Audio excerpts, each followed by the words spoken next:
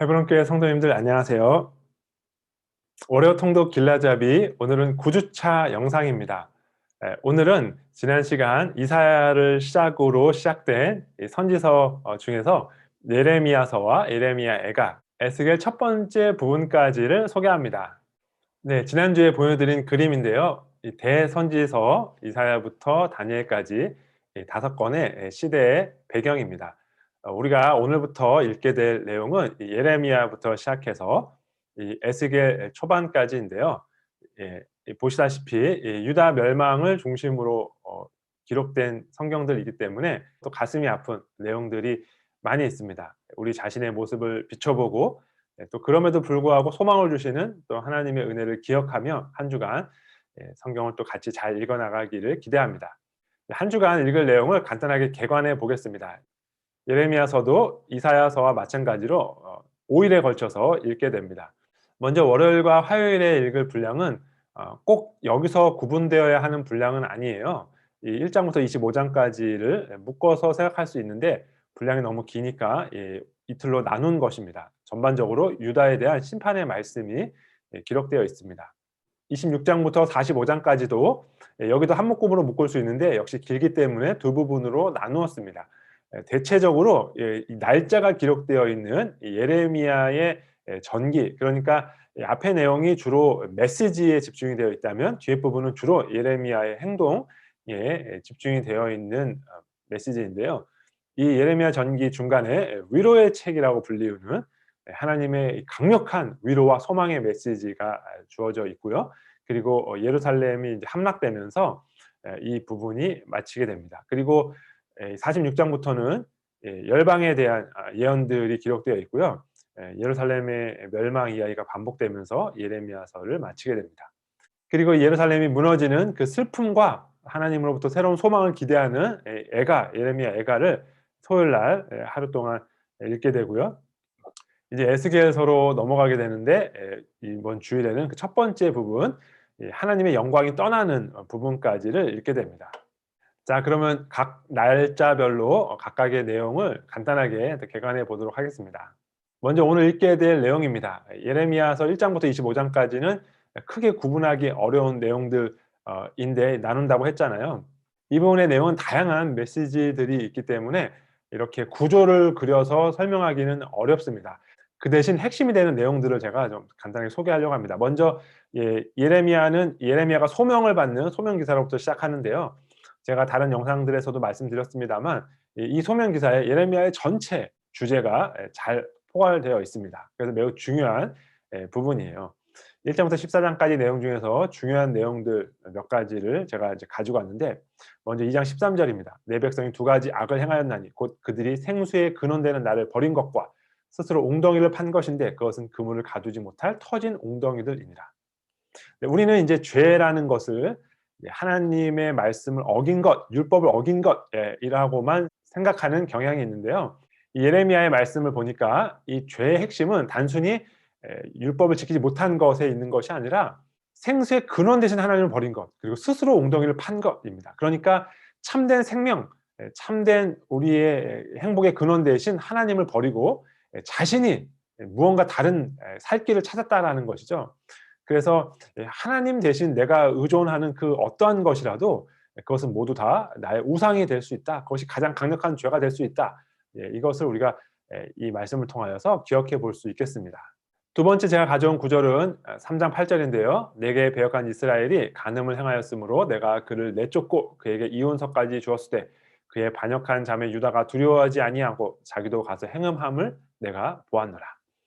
이스라엘과 또 유다의 죄악을 행음으로 비유했죠. 이 구절은 예레미야서에 그리고 선지서에 전반적으로 많이 등장하는 비유입니다. 하나님을 섬기지 않고 다른 우상을 섬기는 것을 간음, 행음으로 표현한 내용들, 반복되는 내용이라서 제가 가지고 왔습니다.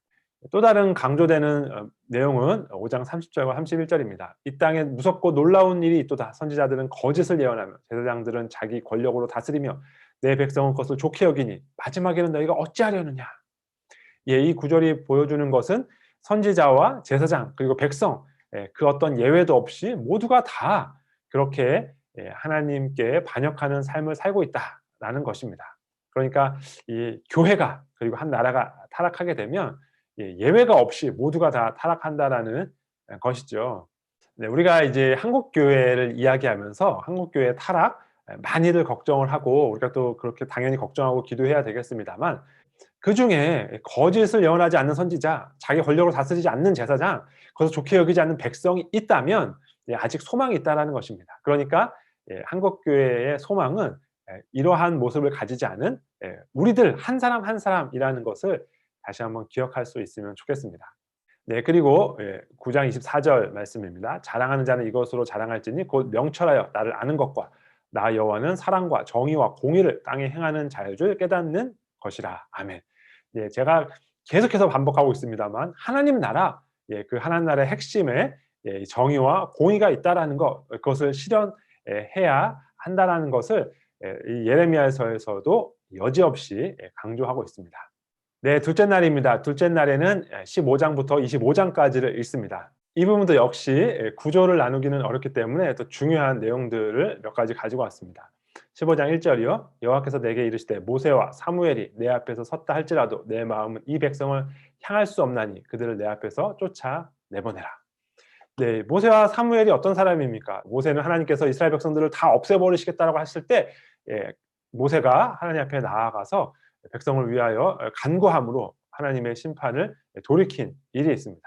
그리고 사무엘도 하나님께서 소망 없던 이스라엘, 그래서 이 언약궤를 가지고 갔던 상황에서도 패배할 수밖에 없었던 이스라엘이 승리를 거두며 다시 하나님 앞에 돌아올 수 있도록 그런 역할을 했던 선지자였습니다. 그러나 하나님께서 이들이 지금 내 앞에 섰다고 할지라도 내 마음이 돌이킬 수 없다라고 말할 정도로 지금 이스라엘 백성들의 죄악이 심각하다라는 것을 강조하면서 말씀하고 있습니다. 또 이 부분에서 또 많이 등장하는 내용이 예레미야가 고난을 당하는 내용입니다. 이에 바스올이 선지자 예레미야를 때리고 여호와의 성전에 있는 베냐민 문 위층에 목에 씌우는 나무 고랑으로 채워두었더니, 이렇게 예레미야 선지자가 하나님의 말씀을 전하는 이유 때문에 이렇게 맞고 또 옥에 갇히는 일들이 계속해서 등장합니다. 이게 얼마나 힘들었는지 예레미야가 이렇게 자기 자신을 저주하고 한탄하기까지 합니다. 내 생일이 저주를 받았다면, 나의 어머니가 나를 낳던 날이 복이 없었다면, 이렇게 말할 정도로 힘이 들었다는 것이죠. 그러나 예레미야는 이렇게 힘들고 어려운 마음, 그런 상황에도 불구하고 끝내 순종하며 말씀을 전합니다. 그리스도인의 삶이 어떠해야 하는가를 보여주고 있죠.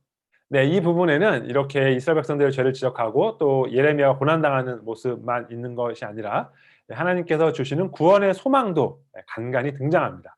23장 5절이요. 여호와의 말씀이니라. 보라, 때가 이르리니 내가 다윗에게 한 의로운 가지를 일으킬 것이라. 그가 왕이 되어 지혜롭게 다스리며 세상에서 정의와 공의를 행할 것이며. 네, 하나님께서 주시는 이 은혜의 말씀, 구원의 메시지, 여기서도 역시 우리가 주목해 보아야 할 것은 정의와 공의를 행한다라는 것입니다. 하나님 나라가 어떠한 나라가 되어야 할지를 우리가 꼭 기억하면서 이 말씀들을 읽어야 하겠습니다. 네, 수요일 예레미야 3일차입니다. 26장부터 33장까지를 읽는데요. 이제 여기서부터는 예레미야의 전기라고 해서 예레미야의 이런 행동들이 많이 묘사되어 있는 부분입니다. 먼저 성전에서 설교를 하는데 우리가 잘 아는 유명한 말씀이죠. 평강이 없는데도 평강하다라고 거짓 선포를 하는 거짓 선지자들을 또 책망하는 말씀이고요.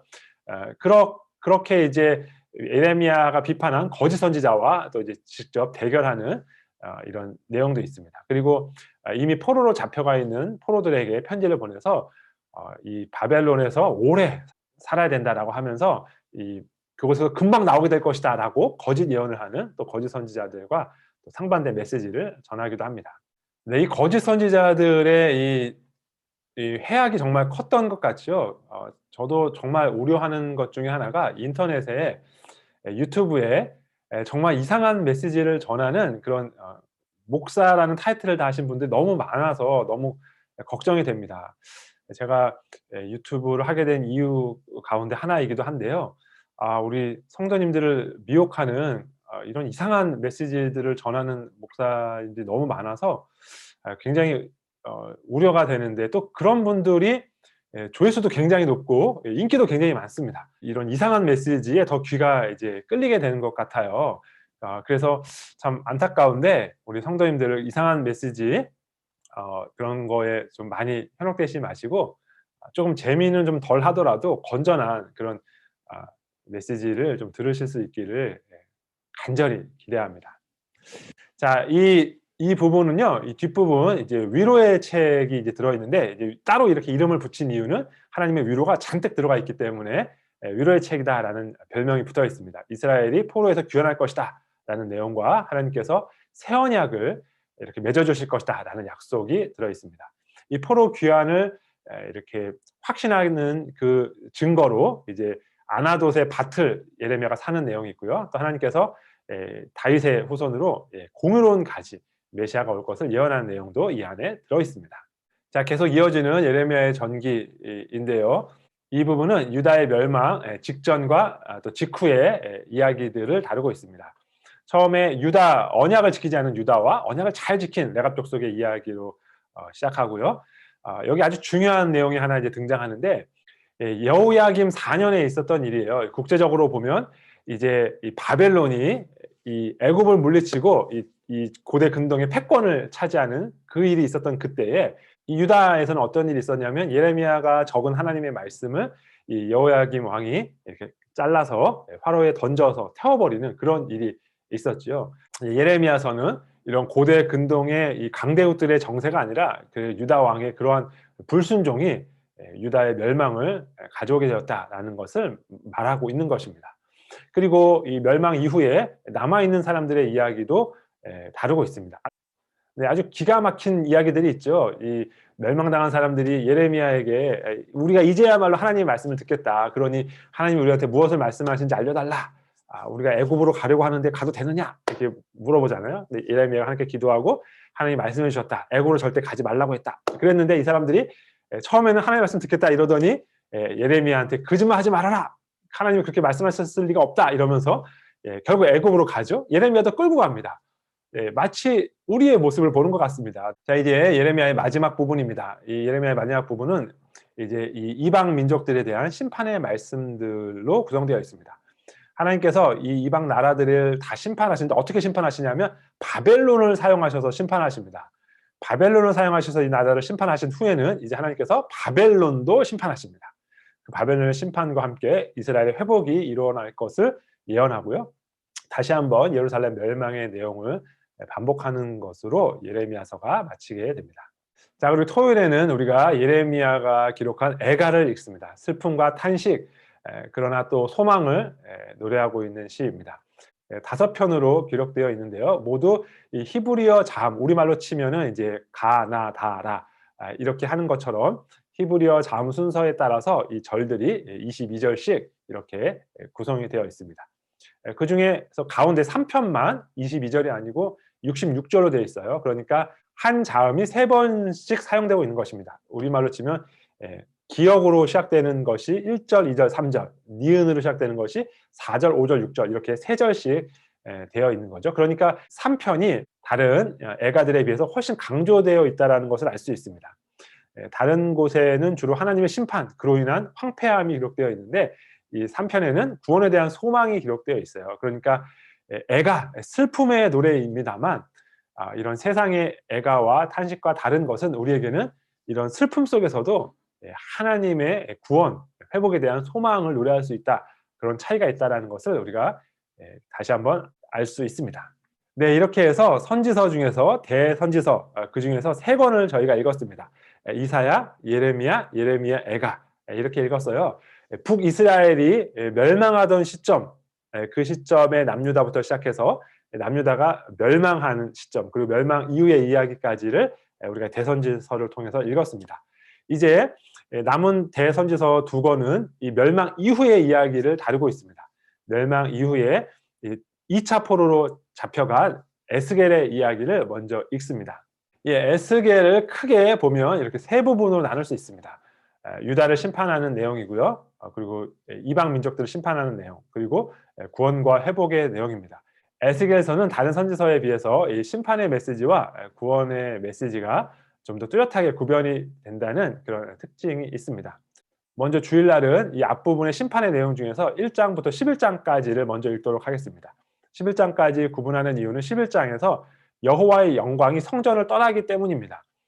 전체적으로 이 앞부분의 심판 내용이 계속 비슷한 내용들이지만 특별히 여호와의 영광이 성전을 떠나는 내용까지만 먼저 구분해서 읽도록 하겠습니다. 먼저 앞부분에 에스겔의 소명 기사가 나오는데요. 다른 선지서에 비해서 굉장히 긴 소명 기사가 나옵니다. 이 에스겔의 소명 기사의 중요한 내용 중에 하나는 여호와의 영광이 계속해서 강조되고 있다는 것입니다. 예, 그리고 이 여호와의 영광이 성전을 떠나는 내용, 그리고 후반부에는 다시 돌아오는 내용을 통해서 굉장히 에스겔서 전체에서 강조되고 있습니다. 그리고 또 다른 이 강조점 중에 하나는 에스겔이 이스라엘 백성들이 듣든지 듣지 않든지 이 하나님의 말씀을 전해야 했다는 것입니다. 그러니까 이 듣고 그것에 반응하는 것은 에스겔의 책임이 아니지만 전하는 것은 에스겔의 책임이다라는 것을 분명하게 말씀하고 있습니다. 이 주일날 읽을 분량에서 상징 행위들이 좀 이어지고, 그리고 심판을 예언하는 내용들이 이어집니다. 그리고 성전을 떠나는 여호와의 영광의 모습까지를 우리가 읽게 됩니다. 네, 예레미야서는 길지만 그러나 예레미야의 그 전기, 예레미야의 실제 삶의 모습들, 그리고 개인적인 또 탄식들이 많이 등장하기 때문에 다른 선지서보다 오히려 좀 어렵지 않게 읽을 수 있습니다. 예레미야의 그 아픔에 우리도 공감하게 되고, 그래서 우리가 좀 더 마음을 얹어서 읽을 수 있는 그런 책입니다. 그리고 이 에스겔서는 상징들과 비유들이 굉장히 많아요. 그래서 그 의미가 바로바로 이렇게 들어오지는 않기는 합니다. 그러나 그렇기 때문에 더 읽는 재미가 있습니다. 다양한 상징들과 다양한 비유들이 등장하기 때문에 조금 더 흥미롭게 읽을 수도 있습니다. 이 선지서를 읽어나가는 이 시간들이 더 생각할 거리들을 많이 가지면서 우리 자신의 삶의 모습을 대입해서 오늘 우리에게 말씀하시는 그런 하나님의 음성으로 우리가 듣는 그런 시간들이 되면 좋겠습니다. 9주차 월요 통독 길라잡이 여기까지입니다. 이번 한 주도 승리하는 한 주 되세요. 감사합니다.